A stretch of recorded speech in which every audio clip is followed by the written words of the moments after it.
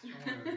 Oui, donc je voulais savoir qu'est-ce qui détermine la présence de ces livres-là dans la Bible et le nombre défini de livres dans la Bible. Et est-ce qu'aujourd'hui, ou est-ce qu'il y a des livres qui pourraient s'ajouter maintenant ou dans un temps futur, quoi?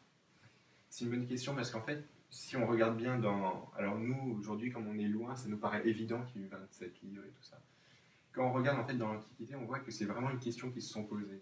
C'est-à-dire à quel moment on arrête? Est-ce qu'on arrête la révélation? À quel moment Et on voit que par exemple, encore au IIe siècle, il y a certains auteurs qui continuaient à ajouter notamment par exemple des prophéties ou des choses comme ça, notamment par les premiers martyrs, puisque c'était des personnes, c'était des temps très durs où il y avait beaucoup de persécutions, mais c'était aussi des temps du coup où l'Esprit Saint agissait beaucoup et il y avait des révélations et tout ça.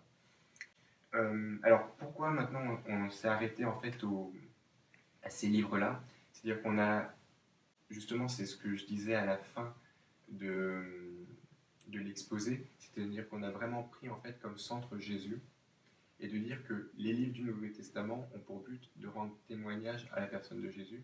Et c'est directement,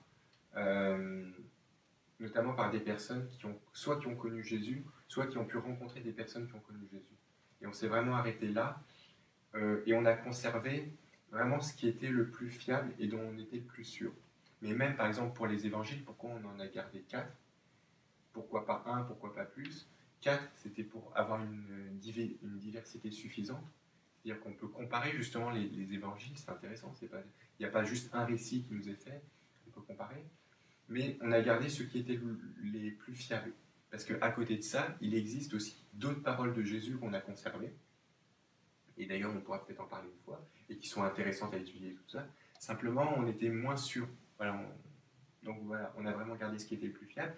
Et pour les révélations, je pense que c'est justement important d'en tenir compte, c'est marrant parce qu'on en discutait avant la séance. Ce qui peut être dangereux, c'est que des fois, les révélations, on peut avoir un peu tout et le contraire. Par exemple, là, sur Facebook, je regardais aujourd'hui, il y avait quelqu'un qui nous expliquait qu'il avait vu, alors je ne vais pas lancer un débat là-dessus, mais juste un exemple, par exemple, qu'il avait vu un songe où il voyait l'enlèvement avant la tribulation. Et l'autre avait un songe où il voyait l'enlèvement après la tribulation. Donc là, c'est un peu les deux trucs contraires.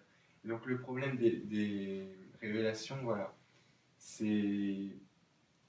Je pense que c'est intéressant d'en tenir compte, mais il faut bien le mettre à distance avec la Bible. C'est-à-dire que la Bible, ce qui fait vraiment la solidité du texte biblique, à la limite, c'est pas même les auteurs, c'est le fait que les auteurs se réfèrent à Jésus. Et c'est vraiment Jésus qui doit rester au centre. Et après, ça peut aussi servir de norme. C'est-à-dire que si, par exemple, toi, tu as une révélation personnelle ou tout ça, ça te permet de comparer avec. Voilà. Je pense que... Après, si d'autres ont envie de compléter. Il me semble que, tu me dis si je me trompe, mais concernant justement les 4 évangiles, il me semble que c'est les seuls 4 évangiles qu'on ait avant 100, je pense. Oui.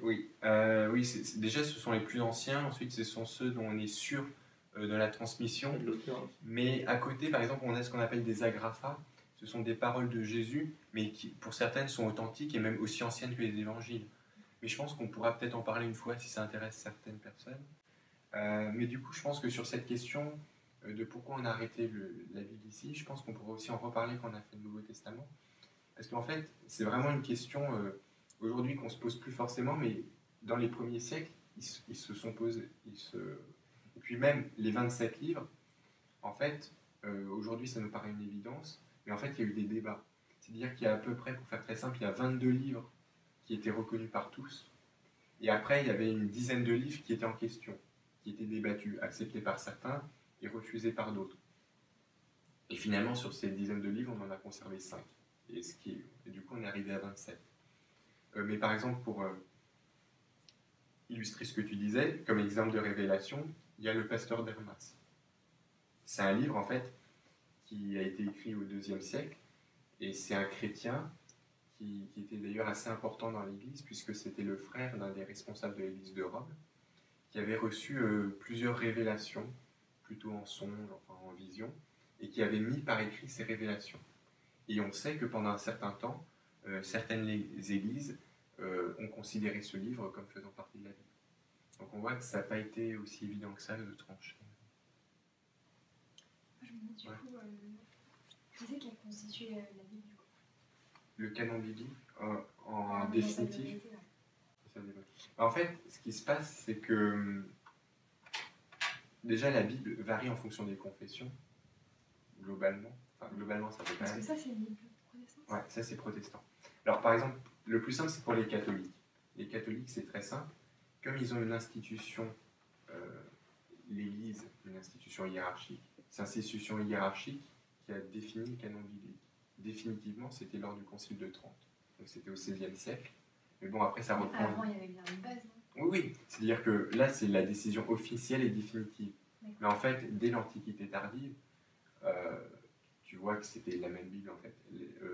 Le Concile de Trente donne la même liste que, par exemple, un pape qui s'appelle Innocent Ier, qui a vécu dans les années 400, et c'est la même liste, en fait, du livre biblique. Bon, après, en fait, il faut bien voir que la Bible, c'est plutôt constitué par consensus. Et c'est-à-dire que les ouvrages discutés sont vraiment très minoritaires. Par exemple, pour le Nouveau Testament, les 4 évangiles, on a conservé les 4 évangiles dont on pouvait suivre la trace, en fait.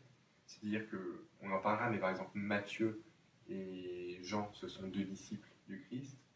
Marc et Luc, Marc, c'était l'interprète de Pierre, le traducteur, en fait. Et Luc, c'était le compagnon de Paul. Donc, en fait, ce sont eux dont... C'est un peu comme si tu prends, tout simplement, je ne sais pas moi, quelqu'un te fournit un témoignage, et tu vérifies, bah, tiens, d'où provient ce témoignage. Donc ça, on a conservé les textes les plus fiables. Après, pour les épîtres, c'est la même chose. On a conservé les lettres qui venaient des apôtres. Donc, c'était les lettres de Paul. Donc, Paul plus ses compagnons, c'est 14 lettres en tout, et on en reparlera pour le Nouveau Testament.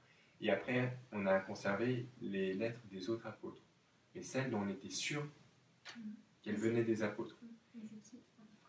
C'est les chrétiens, en fait. En fait, ça s'est fait par consensus. C'est-à-dire qu'il n'y a pas un individu qui a dit, bah tiens, on garde ça. C'est-à-dire que les églises, en fait, les apôtres écrivaient aux églises, et après, les églises faisaient circuler les lettres. Et du coup, toutes les églises se retrouvaient à peu près avec les mêmes textes. Et c'est ces textes-là qu'on a conservés. En fait, ce qui rendait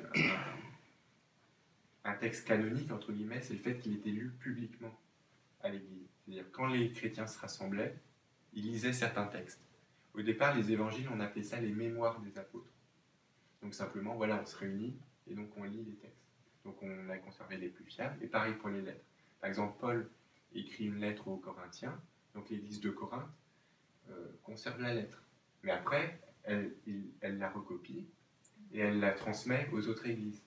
À l'inverse, enfin, c'est pas vraiment l'inverse, mais par exemple, l'église d'Éphèse reçoit une lettre, elle la garde, elle la copie et puis elle la transmet aux autres églises. C'est comme ça on voit que progressivement c'est constitué le corpus. Et simplement, en fait, pour certaines lettres, il y a eu des hésitations. Par exemple, pour la deuxième épître de Pierre, où on sait qu'il y a un moment, les chrétiens n'étaient pas sûrs qu'elle soit vraiment de Pierre. La première, il n'y a pas de doute. La deuxième, il y a eu des doutes. Voilà, c'est des choses. Est-ce qu'il y a un mot parce que du coup, bon, voilà, on voit que c'était des lettres, c'était des écrits qui circulaient un peu comme ça, mais est-ce qu'il y a un moment donné où ils en ont fait un livre, ou en tout cas ils l'ont tout rassemblé en un, et ils ont dit... Pour l'anecdote, c'est justement, si aujourd'hui on a inventé les livres comme ça, c'est grâce aux chrétiens, puisque ce sont les chrétiens. Parce que dans l'Antiquité, vous savez, c'était souvent sous forme de parchemin, sauf que c'était pas très pratique. Et donc, les plus anciens codex, justement, comme ça, ce sont les Bibles, en fait. C'est-à-dire que c'était pour tout mettre ensemble, en fait. Donc on voit les plus anciens... Alors, c'est toujours dur à dire, enfin, les dates d'invention, c'est toujours... Simplement, ce qu'on peut dire, c'est que les plus anciens qu'on a conservés actuellement, c'est 4e siècle. Pourquoi le 4e siècle? Parce que c'est la fin des persécutions. C'est-à-dire qu'avant, il y avait des livres, mais le problème, c'est que dès que les chrétiens ont été arrêtés, les livres ont été brûlés à la. Mais ce qui est intéressant, c'est qu'on peut quand même comparer les livres, puisque on voit que, par exemple, dès le 2e siècle, les livres sont sortis déjà en dehors de l'Empire romain. C'est-à-dire qu'on a des traductions dans des zones, et c'est là justement où la Bible est fiable, notamment le Nouveau Testament, c'est qu'il n'y a jamais eu une autorité ni religieuse ni politique qui a pu contrôler justement la diffusion ou l'édition du Nouveau Testament. Contrairement aussi bien à l'Ancien Testament qu'au Coran. C'est-à-dire que par exemple, pour le Coran, ce sont les califes qui ont tout contrôlé et on sait qu'ils ont supprimé, ils ont brûlé toutes les versions différentes. C'est Othman notamment qui a fait ça. Pour les chrétiens, c'est impossible, puisque le premier empereur qui s'est converti, c'est Constantin.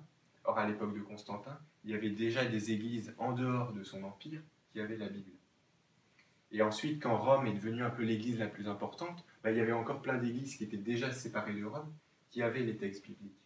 Donc c'est là où c'est intéressant, c'est-à-dire que, et je pense que c'est aussi voulu par Dieu, c'est-à-dire que la Bible s'est diffusée de manière tellement rapide que tu n'as jamais eu une autorité centrale qui a pu tout contrôler et du coup qui a pu corriger. Voilà. Et du coup, c'est aussi un élément plutôt de fiabilité. Le fait qu'il y ait cette diversité. J'ai une question, est-ce que Ouais. je vais peut-être revenir en arrière sur Vas-y. un sujet. En fait, dernièrement, j'ai regardé, enfin, j'ai eu l'occasion de voir le livre, la Bible catholique en fait. Ouais. Et j'ai vu qu'ils avaient 2 livres en plus. C'est le Maccabée aussi. Ouais, en fait, Je voulais savoir oui. d'où ces livres, enfin, ils viennent d'où en fait ces livres-là et pourquoi les protestants, eux, ont décidé de en tirer. Oui, c'est une très bonne question. Justement, c'est ce dont je parlais dans la présentation. C'est-à-dire que les protestants ont 66 livres, après les catholiques en ont 73. Donc ça fait qu'il y a, si je ne me trompe pas dans mon calcul, 7 livres supplémentaires.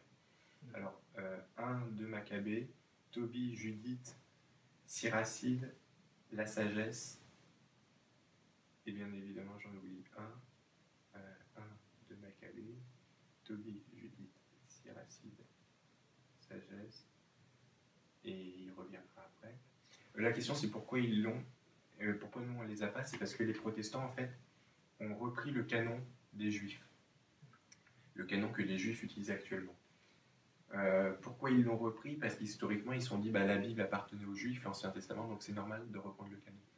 Après je pense que historiquement les protestants sur ce coup-là ont fait une erreur, c'est-à-dire que le canon à l'époque de Jésus n'était pas fixé justement. C'est-à-dire que d'un groupe à l'autre, les Judéens n'avaient pas forcément le même nombre de livres dans la Bible. Et en fait, pourquoi les catholiques ont ces livres supplémentaires? C'est que c'était des livres qui étaient surtout utilisés par les Judéens hellénistes, c'est-à-dire ceux qui parlaient grec. Et la particularité de ces livres, alors tous n'ont pas été écrits en grec. Par exemple, un Maccabée, ça a été écrit soit en hébreu, soit en araméen. Mais c'est tous des livres qui ont été conservés surtout en grec. Et du coup, les premiers chrétiens qui ont évangélisé, quand ils sont allés vers les païens, c'était qui? C'était des chrétiens, forcément, qui parlaient aussi grec. Enfin, c'était des Judéens qui parlaient grec. Donc, ils ont transmis aux païens qu'ils évangélisaient les livres que eux utilisaient. Et c'est pour ça que, du coup, certaines églises, dès l'origine, utilisent des livres que n'avaient pas forcément, par exemple, les Judéens qui parlaient hébreu. Après, il y a aussi, ce qui se passe, c'est qu'il y a aussi des livres qui étaient utilisés à l'époque de Jésus et qui ensuite ont été écartés du canon par les rabbins. Par exemple, le livre du Siracide, qu'on appelle aussi l'Ecclésiastique, c'est un livre, on sait, dans le Talmud. Donc le Talmud, c'est un livre où tu as toutes les discussions des rabbins. On sait que plusieurs fois, il est cité comme écriture. C'est-à-dire que quand ils débattent entre eux, ils citent un verset de la Bible. Donc il y a un tel qui cite ce verset, et un autre qui cite un autre verset. Et on voit que des fois, c'est des versets du Siracide qui sont cités. Ça veut dire que là, visiblement, les rabbins le considéraient comme faisant partie des Écritures. Et puis dans la Bible, l'exemple dont on parlera, c'est par exemple le livre d'Enoch. On voit que Jude le cite au bout d'un moment. Et on sait qu'à l'époque de Jésus, certains Judéens considéraient que Enoch pouvait faire partie des Écritures. Donc voilà, c'est pour ça qu'en fait, les protestants ont moins de livres. Mais par contre, justement, dans notre parcours de découverte de la Bible, on essaiera de voir le maximum de livres. C'est-à-dire qu'à chaque fois, je vous dirai, par exemple, pour les Maccabées, on les étudiera, mais je vous dirai, en général, les protestants ne les utilisent pas. Mais c'est quand même intéressant de les étudier, justement parce qu'en fait, ça raconte l'histoire, en fait, de la révolte des Maccabées, qui a eu lieu, en fait, un peu avant la venue de Jésus. Donc ça a eu lieu au IIe siècle avant Jésus. Ou pendant la période où il y a le silence. Voilà, on l'appelle le silence, mais ce qui est... Oui. Voilà. Et je pense que c'est utile Pour comprendre, par exemple, un exemple tout simple, c'est au bout d'un moment dans le Nouveau Testament, on nous dit que Jésus était à la fête de la dédicace. Mais qu'est-ce que la fête de la dédicace? Et en fait, la fête de la dédicace, c'est une fête instaurée par les Maccabées pour commémorer leur victoire. Donc voilà, donc ça permet de comprendre des éléments. C'est pour ça, du coup, on en parlera aussi. D'accord. J'aimerais quand même parler Moi, je suis à la ramasse. Hein, Non, mais l'idée, en fait, voilà, intéressée, faut que je ce te sera vraiment partage. une brève présentation historique sur le livre, après un survol du livre, c'est-à-dire vraiment qu'est-ce qui se passe, tout ça et tout ça. Et aussi en se focalisant aussi quand même sur le point qui est, enfin, tout est intéressant, mais le point sur lequel on va se focaliser, c'est quelle était la relation justement de ces personnes avec Dieu, comment ils comprenaient Dieu, comment ils envisageaient Dieu. Je vais prendre un exemple tout simple du coup pour casser un peu le suspense, mais par exemple aujourd'hui nous on voit un Dieu unique. Pour nous ça nous paraît une évidence. C'est ce qu'on appelle le monothéisme. Sauf que si tu regardes bien les textes les plus anciens de la Bible, tu remarqueras que les Israélites n'étaient pas monothéistes. Ils étaient ce qu'on appelle monolâtres, au mieux. C'est-à-dire que monolâtres, ils adoraient un seul Dieu, mais ils voyaient en fait leur Dieu comme un Dieu ethnique. C'est-à-dire que Dieu, c'était le Dieu d'Israël, mais à côté de ça, tu avais, je sais pas, le Dieu de Moab et tout ça, et chaque peuple avait leur Dieu. Tu vois. Ils n'avaient pas encore cette révélation d'un Dieu unique. Tu vois. Donc c'est de voir comment progresse la révélation du temps. Après, on étudiera aussi certains passages un peu difficiles, par exemple le Lévitique ou tout ça, avec toutes ces histoires de sacrifices, parce que c'est des trucs, même si tu lis comme ça, tu peux le lire tout seul et pas forcément comprendre ça. Donc, j'essaierai aussi d'apporter soit des cartes, des fois quand on peut, enfin quand c'est utile, soit des tableaux aussi récapitulatifs. Par exemple, pour les rois aussi, on voit, on nous parle des rois dans les rois, dans les chroniques et tout ça, donc on les mettra en parallèle, tout ça. Des supports aussi pour aider. Et du coup, j'apporterai aussi une feuille, enfin un chèque pour chacun, pour qu'il puisse, dans sa lecture, cocher. Alors, c'est pas obligé, par exemple, d'une séance à l'autre de tout lire, hein, mais si vous arrivez un peu à avancer dans l'ordre, ça permet aussi, ça peut être intéressant. Et aussi, éventuellement, si par exemple, on a fait la Genèse, la fois d'après, on fait l'Exode, mais qu'entre-temps, vous avez lu la Genèse et que vous avez des questions sur la Genèse, c'est aussi possible après d'en discuter. Voilà. Donc la prochaine fois, c'est de la Genèse. Ouais, la prochaine fois, on fera la Genèse.